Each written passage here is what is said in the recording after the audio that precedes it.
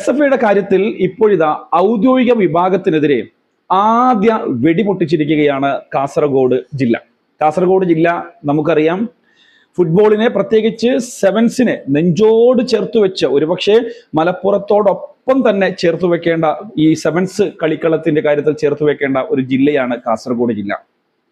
ഈ കാസർഗോഡ് ജില്ലയിൽ ഇന്ന് ഔദ്യോഗിക വിഭാഗത്തിനെതിരെ ആദ്യ വെടിപൊട്ടിച്ച് SFIയുടെ ആദ്യ ജില്ലാ കമ്മിറ്റി കാസർഗോഡ് ജില്ലയിൽ ഇതാ ഇപ്പോൾ നിലവിൽ വന്നിരിക്കുകയാണ്.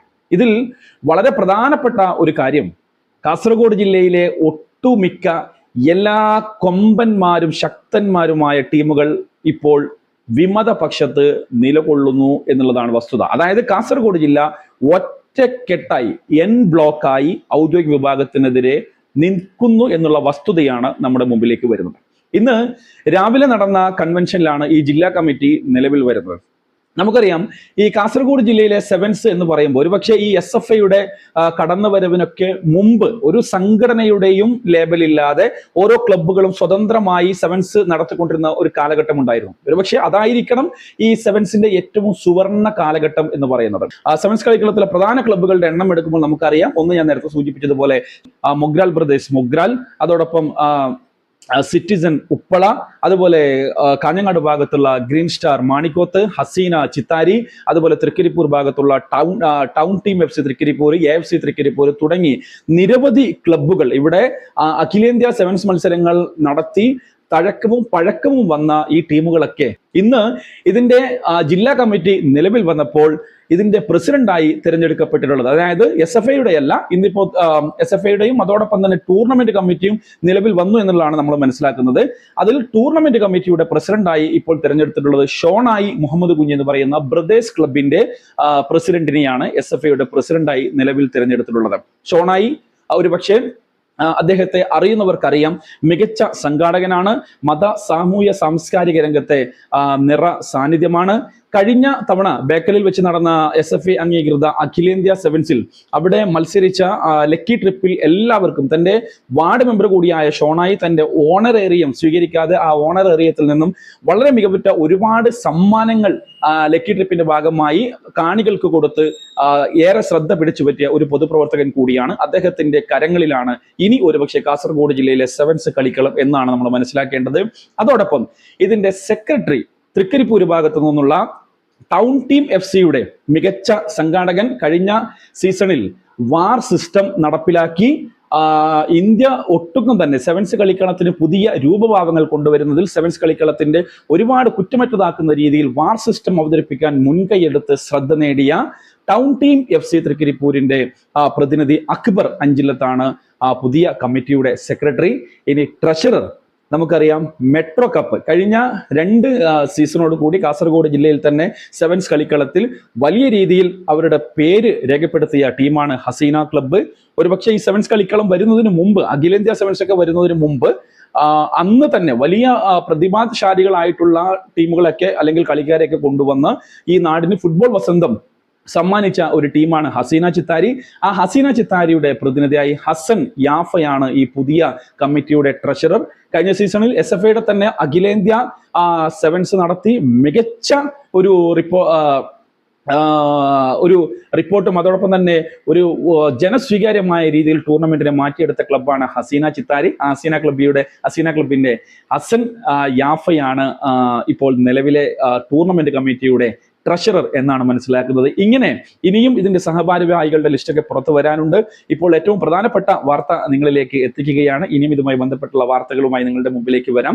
ഈ പുതിയ കമ്മിറ്റിയുടെ പ്രസിഡന്റ് നമ്മുടെ ഷോണായി മുഹമ്മദ് കുഞ്ഞി, സെക്രട്ടറി അക്ബർ അഞ്ചിലത്ത്, അതോടൊപ്പം തന്നെ ട്രഷറർ ഹസൻ യാഫയാണ്. ഇതിൽ നമ്മളിനി മനസ്സിലാക്കാൻ പോകുന്നത് കാസർഗോഡ് ജില്ലയിൽ അല്ലെങ്കിൽ ഈ SFI പിളർന്നതോടുകൂടി ഈ സെവൻസിനെ നെഞ്ചിലേറ്റ് താലോലിക്കുന്ന പ്രേക്ഷകരെ സംബന്ധിച്ചിടത്തോളം, ആരാധകരെ സംബന്ധിച്ചിടത്തോളം വലിയ ഒരു ആശങ്കയാണ്. ഈ ഫുട്ബോളിന് എന്ത് സംഭവിക്കും, ഈ സെവൻസ് കളിക്കളത്തിന് ഇനി എന്ത് സംഭവിക്കും, തങ്ങളുടെ ഇഷ്ട ടീമുകൾ 2 തട്ടിലായി 2 സംഘടനയോടൊപ്പം നിൽക്കുമ്പോൾ എങ്ങനെയാണ് ഈ ടൂർണമെന്റ് മുന്നോട്ട് പോവുക എന്നുള്ള ഒരുപാട് വലിയ ആശങ്കകളൊക്കെ ഉണ്ട്. ഇരു വിഭാഗവും അവകാശപ്പെടുന്നത് ടൂർണമെന്റിലെ മികച്ച ടീമുകൾ അവരോടൊപ്പമാണ്, അതുകൊണ്ട് തന്നെ അവരുടെ ടൂർണമെന്റുകൾ മികച്ചു നിൽക്കും എന്നുള്ളതാണ്. അപ്പോൾ നമുക്കറിയാം, ഇപ്പോൾ നിലവിൽ വിമതന്മാരുടെ കാലമാണ്. ഏതൊരു ഔദ്യോഗിക വിഭാഗത്തിലും അപ്പോൾ തന്നെ വിമതന്മാർ വരുന്ന ഒരു കാലമാണ്. അങ്ങനെ എല്ലാവരെയും നിരാശയിൽ ഏർപ്പെടുത്തിക്കൊണ്ട് തന്നെയാണ് ഇപ്പോൾ SFIയിലും ഈ ഒരു പിളർപ്പ് വന്നത്. ഒരു ഭാഗത്ത് ലെനിൻ ബാവക്ക ടീം നിലയുറപ്പിക്കുന്നു. നമുക്കറിയാം സൂപ്പർ സ്റ്റുഡിയോ മലപ്പുറം എന്ന് പറയുന്ന കേരളത്തിലെ താരരാജാക്കന്മാരുടെ ടീം ഓണറാണ് അഷ്റഫ് ഖാൻ. അതോടൊപ്പം തന്നെ മറുഭാഗത്ത് റോയൽ മുസ്തഫ അടക്കമുള്ള മറ്റ് നിരവധി ക്ലബ്ബുകളുടെ ആളുകൾ മറുഭാഗത്തും നിലയുറപ്പിച്ചു. ഇപ്പോൾ ഇത് അതിന്റെ ആദ്യ വെടി കാസർഗോഡ് ജില്ലയിൽ നിന്നും പൊട്ടിയിരിക്കുകയാണ്. ഒരുപക്ഷെ ഈ SFIക്ക് ഇത്രയും വലിയ ഒരു എതിർപ്പ് ഒരുപക്ഷെ കാണികളുടെ ഭാഗത്ത് നിന്നും വരാനുള്ള, അല്ലെങ്കിൽ ടൂർണമെന്റ് നടത്തിയ കമ്മിറ്റികൾ അവരുടെ അനുഭവത്തിൽ നിന്നും വരാനുള്ള ഒരു പ്രധാന കാരണം ഞാൻ മനസ്സിലാക്കുന്നത്, കഴിഞ്ഞ സീസണിൽ കാസർഗോഡ് ജില്ലയിൽ നിരവധി ടൂർണമെന്റുകൾ നടന്നിട്ടുണ്ട്. പക്ഷെ അതിൽ 1-2 ടൂർണമെന്റുകൾ ഒഴിച്ച് ബാക്കിയെല്ലാം വലിയ നഷ്ടത്തിലായി എന്നുള്ളതാണ് വസ്തുത നമ്മൾ മനസ്സിലാക്കേണ്ടത്. അതിൽ SFI എന്ന് പറയുന്ന സംഘടനയ്ക്ക് ഒരു പ്രധാനപ്പെട്ട റോൾ ഉണ്ട് എന്നാണ് സംഘാടകരോട് അന്വേഷിച്ചപ്പോൾ നമുക്ക് മനസ്സിലാക്കാൻ സാധിച്ചത്. അതൊക്കെ ഈ ടൂർണമെന്റ് നടത്തി നഷ്ടത്തിലായ ടൂർണമെന്റ് കമ്മിറ്റികളെ സംബന്ധിച്ചിടത്തോളം വലിയ നിരാശയായി, അത് വിദ്വേഷമായി, അത് ദേഷ്യമായി അവരുടെ ഉള്ളിൽ ഉണ്ടായിരുന്നു എന്നുള്ളതാണ് ഇന്നത്തെ ഈ കൂടിച്ചേരൽ വ്യക്തമാക്കുന്നത്. ഇപ്പോൾ ഈ SFIയുടെ ജില്ലാ കമ്മിറ്റി, കാസർഗോഡ് ജില്ലാ കമ്മിറ്റി നിലവിൽ വരുമ്പോൾ നമ്മൾ മനസ്സിലാക്കുന്നത് ജില്ലയിലെ തന്നെ പ്രമുഖ ക്ലബ്ബുകളെല്ലാം, ഇപ്പോൾ നമ്മൾ മഞ്ചേശ്വരത്ത് നിന്ന് എടുക്കുകയാണെങ്കിൽ സിറ്റിസൺ ഉപ്പള, മുഗ്രാൽ ബ്രദേഴ്സ് മുഗ്രാൽ, അതോടൊപ്പം തന്നെ ബ്രദേഴ്സ് ബേക്കൽ, ഹസീന ചിത്താരി, അതോടൊപ്പം ഗ്രീൻ സ്റ്റാർ മാണിക്കോത്ത്, അത് കഴിഞ്ഞ് കാസർഗോഡ് ജില്ലയുടെ മറ്റേ അറ്റമായ തൃക്കരിപ്പൂരിൽ നിന്നും ടൗൺ FC തൃക്കരിപ്പൂർ അടക്കമുള്ള നിരവധി ക്ലബ്ബുകൾ ഈ വിമത പക്ഷത്ത് നിലയുറപ്പിക്കുമ്പോൾ ഒരുപക്ഷെ കാസർഗോഡ് ജില്ലയിൽ ഔദ്യോഗിക വിഭാഗം എന്ന് അവകാശപ്പെടുന്നവർക്ക് നിലവിലെ ഒരു വസ്തുത മനസ്സിലാക്കിയ നമുക്ക് മറുഭാഗത്ത് K7 സോക്കറും അതോടൊപ്പം തന്നെ കോസ്മോസും, നീലേശ്വരത്തുള്ള കോസ്മോസ് ക്ലബ്ബ് മാത്രമാണ് ഔദ്യോഗിക വശത്ത് നിൽക്കുന്നുള്ളത് എന്നുള്ളതാണ് സ്ഥിരീകരിക്കാത്ത വാർത്തയായി നമുക്ക് മുമ്പിലുള്ളത്. ഇനി നമ്മൾ കാണേണ്ടത് എന്തായിരിക്കും കേരളത്തിലുടനീളം ഈ 2 SFIക്കും സംഭവിക്കാൻ പോകുന്നത്. ഇനി ആരെങ്കിലും ഒക്കെ ഈ കമ്മിറ്റിയുടെ അല്ലെങ്കിൽ ബ്രാൻഡ് നെയിം SFI എന്നുള്ള നെയിം മാറ്റേണ്ടി വരുമോ? ഇതിന് ഈ പറയുന്ന ബ്രാൻഡ് അവകാശികളായിട്ട് ആരെങ്കിലും വരുമോ? ഇനി ആരായിരിക്കും ഔദ്യോഗിക പക്ഷം, ആരായിരിക്കും വിമത പക്ഷം? ഇതൊക്കെയാണ് ഈ സംഘടനയുമായി ബന്ധപ്പെട്ടുള്ള ചോദ്യങ്ങൾ നമ്മുടെ മുമ്പിൽ നിലനിൽക്കുന്നുള്ളത്. പക്ഷേ കാസർഗോഡ് ജില്ലയെ സംബന്ധിച്ചിടത്തോളം നിലവിലെ ഒരു പാറ്റേൺ എടുത്തു നോക്കുമ്പോൾ ഔദ്യോഗിക പക്ഷം എന്ന് വിളിക്കുന്നവർ തന്നെയാണ് ഒരു പക്ഷേ ശക്തർ എന്ന് നമ്മൾ പറയേണ്ടി വരും. അതൊരു ടീമാണ്, അതൊരു എനർജിയാണ്, അത് വളരെ സ്ട്രോങ് ആയിട്ടുള്ള കഴിഞ്ഞ ഒരുപാട് വർഷക്കാലമായി സെവൻസ് ഫുട്ബോളിനെ നെഞ്ചിലേറ്റ് താലോലിച്ച് സെവൻസ് കളിച്ച് സെവൻസ് ടൂർണമെന്റുകൾ നടത്തി, അതിനു ശേഷം അഖിലേന്ത്യാ സെവൻസ് ടൂർണമെന്റുകൾ നടത്തി, അങ്ങനെ ജന്മം തൊട്ട് തന്നെ ഫുട്ബോളിനെ സ്നേഹിച്ച് ഫുട്ബോളിനെ നെഞ്ചിലേറ്റിയ നിരവധി ക്ലബ്ബുകളാണ്. ഇതിന്റെ മുഗ്രാൽ ബ്രദേഴ്സ് മുഗ്രാലും, അതോടൊപ്പം തന്നെ അഷ്റഫിന്റെ സിറ്റിസൺ ഉപ്പളയും, അതോടൊപ്പം ഹസീന ചിത്താരിയും ഗ്രീൻ സ്റ്റാർ മാണിക്കോത്തും തുടങ്ങിയ നിരവധി ക്ലബ്ബുകൾ ഈ വിമത പക്ഷത്ത് നിലനിൽക്കുമ്പോൾ ഔദ്യോഗിക പക്ഷത്തിന് കാസർഗോഡ് ജില്ലയിലെങ്കിലും അവരുടെ കഴിവുകൾ തെളിയിക്കാൻ ഒരുപാട് കഷ്ടപ്പെടേണ്ടി വരും എന്നുള്ള കാര്യത്തിൽ ഒരു സംശയവുമില്ല. പക്ഷേ നമ്മുടെ ആരാധകരെ സംബന്ധിച്ചിടത്തോളം ഈ 2 കമ്മിറ്റികൾ ഇങ്ങനെ വിഘടിച്ച് നിൽക്കുമ്പോൾ ഒരുപക്ഷെ ജില്ലയിൽ വരുന്ന ടൂർണമെന്റുകളുടെ എണ്ണം വർദ്ധിക്കും.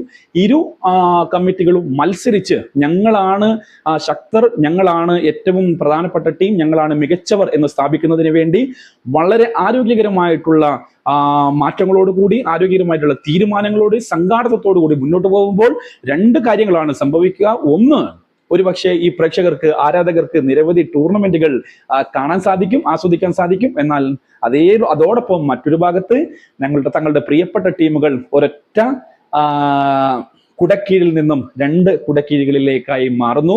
അപ്പോൾ സൂപ്പർ സ്റ്റുഡിയോ ഒരു ഭാഗത്തും അവരുടെ പ്രിയപ്പെട്ട മദീന മറ്റൊരു ഭാഗത്തും, അങ്ങനെ പല ടീമുകളും പല രീതിയിലായിട്ട് സ്പ്ലിറ്റ് ചെയ്യും.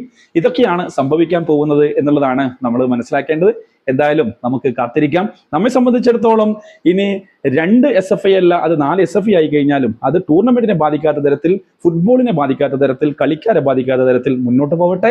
ഒരുപാട് സെവൻസ് ടൂർണമെന്റുകൾ കേരളത്തിൽ ഉടനീളം ഉണ്ടാവട്ടെ നമുക്ക് എന്ന് പ്രാർത്ഥിക്കാം.